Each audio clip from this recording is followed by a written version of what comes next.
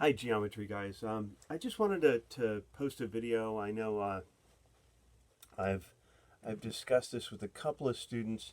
I think we run into a little bit of a problem sometimes because we don't necessarily remember how to solve equations, and we think, come on, man, it's geometry, and why do I have to solve these algebraic equations, or why do I have to use these algebraic expressions? Well, the problem is we're going to use all of our tools while we are learning new rules and gaining new tools.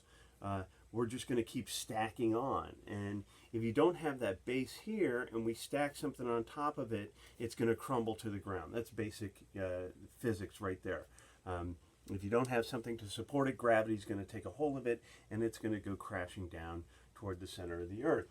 So I'm going to give you some different types of equations that you're going to see in geometry, and I want to go ahead and break this down, and I'm going to do 3 different videos solving different types of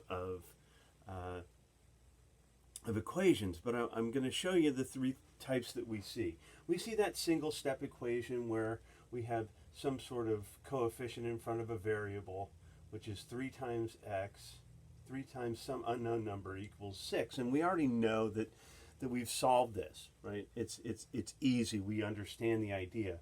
What number minus 8 equals 7? Okay, well, we have to do a little bit of thinking there, but we can get that.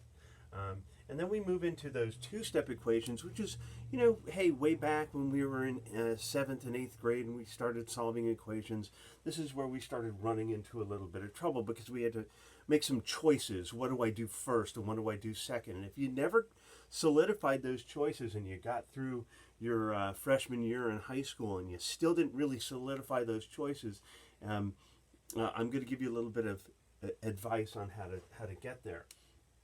The last one are the more complicated equations, and I want to show you this one over here. This is the one we solved with our last work in inscribed angles, when we had a triangle inside of a circle and we had 2 values for angle measures, 2 expressions for angle measures, and we knew that the leftover was 90. So we put them together, and so we have a 1, 2, 3 steps to solve that. So I'm going to erase this, and we're going to talk about what we are doing when we're solving equations. I don't know if anybody ever discussed with you what we're actually doing, why we solve equations. Why do we do this? What is it we're exactly doing? And really all we're doing is we're doing what is called isolating the variable.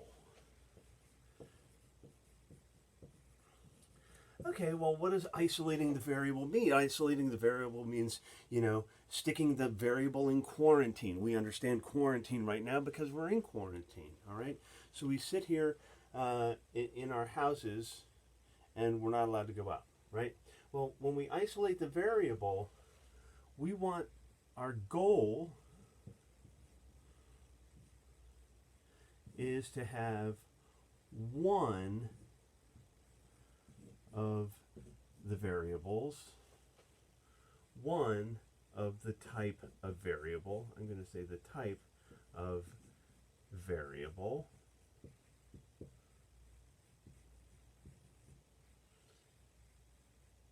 alone on one side.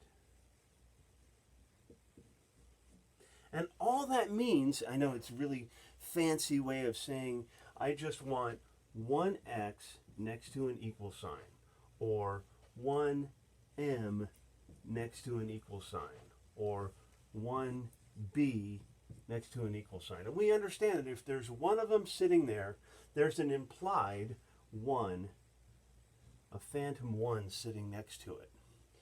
All right? If there are more of them, we have to do some multiplication, and there'd be 2 or 3 or 5 or 596, whatever it may be, there may be some sort of coefficient. So our goal is to isolate the variable. And there are certain ways to do it. And I just want you to understand that that's the goal. And I'm going to show you how to solve those three types of equations by giving you a step-by-step instruction. And if you need to write it down, you should. You're going to hear it said a myriad of different ways. And I want to give you a set of tools that you can use so you don't feel like you're bogged down just solving equations. I want you to understand the concepts of geometry and be able to apply your algebraic knowledge to it. I don't want you to feel like I don't even know the algebra piece and you expect me to understand a concept in geometry by using algebra and I can't even solve this equation. I want you to feel more comfortable. So this is video number 1 explaining it. We'll move on.